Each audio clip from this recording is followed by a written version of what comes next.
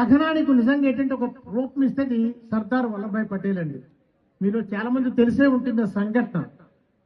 మీకు మన స్వాతంత్రం రావడానికి కొన్ని నెలల ముందు అంటే 1946 సంవత్సరం సెప్టెంబర్ 2వ తేదీన బ్రిటిష్ వాళ్ళు అంగీకరించారు. ఇది మనకి స్వాతంత్రం ఇవ్వడానికి అంగీకరించి వాళ్ళు ఏం చెప్పారంటే ఒక తాత్కాలిక ప్రభుత్వాన్ని ఏర్పాటు చేయండి. ఆ తాత్కాలిక ప్రభుత్వాన్ని ఏర్పాటు చేస్తే స్వతంత్రం ఇచ్చే నాటికి మీకు మంచి అనుభవం వస్తుంది ఎలా పరిపాలించాలి.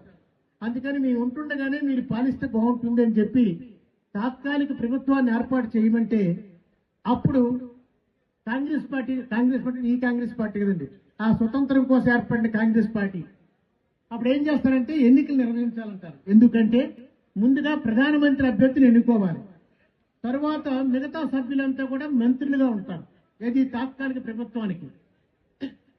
ఆ ప్రధానమంత్రి పదవి ఎన్నుకోవడానికి గాంధీ కూడా ఒప్పుకున్నారు. అప్పుడు మనకు 15 ఉండేవి రాష్ట్రాలు.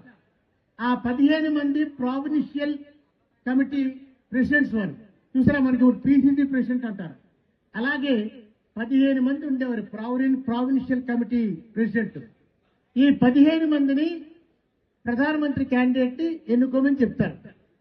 15 మంది కూర్చుంటారు హాల్లో. ఎన్నిక జరుగుతుంది. 15 మందిలో 12 మంది సర్దార్ వల్లభాయ్ పటేల్ ఎన్నుకుంటారు. 12 మంది. ఒక్కరు మాత్రం నెహ్రూని ఎన్నుకుంటారు. నెహ్రూకి ఓటేస్తారు. ఇద్దరు తటస్థ నోట్లో ఉండిపోతారు. అంటే మీరు చూడండి, 15 మందిలో 12 మంది సర్దార్ వల్లభాయ్ పటేల్, ఒక్కరు మాత్రం నెహ్రూని. అందరూ లేచి నిలబడి చప్పట్లు కొడుతుంటారు. ఎవరికి? సర్దార్ వల్లభాయ్ పటేల్కి. ఎందుకంటే ప్రధానమంత్రిగా ఎన్నుకోబడ్డాడు కాబట్టి. ఆ సమయంలో మహాత్మా గాంధీ ఎంటర్ అవుతాడు హాల్లోకి. ఏమిటి చాలా ఆనందంగా ఉన్నారు అందరూ అంటారు. అంటే ఇప్పుడు అందరూ చెప్తారు, సభ్యులందరూ కూడా, మేమందరం కూడా మన సర్దార్ వల్లభాయ్ పటేల్ ప్రధానమంత్రిగా ఎన్నుకున్నామని.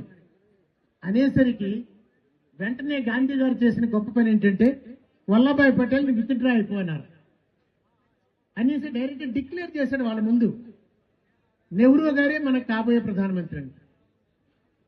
అంటే ఒక్కసారి ఆలోచించండి, భారతదేశానికి మొట్టమొదటి ప్రధానమంత్రిని ఎన్నుకున్నారు సర్దార్ వల్లభాయ్ పటేల్.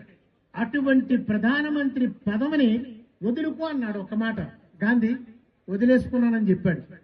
ఏమీ ఆలోచించకుండా బాధపడకుండా వదిలేసుకున్నాడు. అప్పుడు ఆయనే డిక్లేర్ చేశాడు నెహ్రూని. అంటే మనం అనకూడదు, కానీ ఈ రోజు ప్రజాస్వామ్యం లేదు ఇక్కడ మన భారతదేశంలో.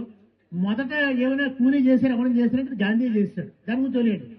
ఇక్కడ మనకు చెప్పొచ్చేది ఏంటంటే సర్దార్ వల్లభాయ్ పటేల్ సహనం ఎంత అనేది మీరు ఆలోచించండి. ఎవరైనా మొట్టమొదటి ప్రధానమంత్రి పదవికి ఎన్నుకోబడిన వాడు నువ్వు ఉండొద్దు అంటే ఎవరైనా మానేస్తారండి, ఎంత గొడవపడతా ఉంటాడు. కానీ వదిలేసుకున్న గొప్ప సహనశీలు ఎవరంటే సర్దార్ వల్లభాయ్ పటేల్. సర్దార్ వల్లభాయ్ పటేల్ పదవిని వదులుకోవడం ఒక గొప్ప అయితే, తను నమ్మిన నాయకుడు గాంధీజీ చెప్పిన మాటకి అంత కట్టుబడి ఉన్నాడు.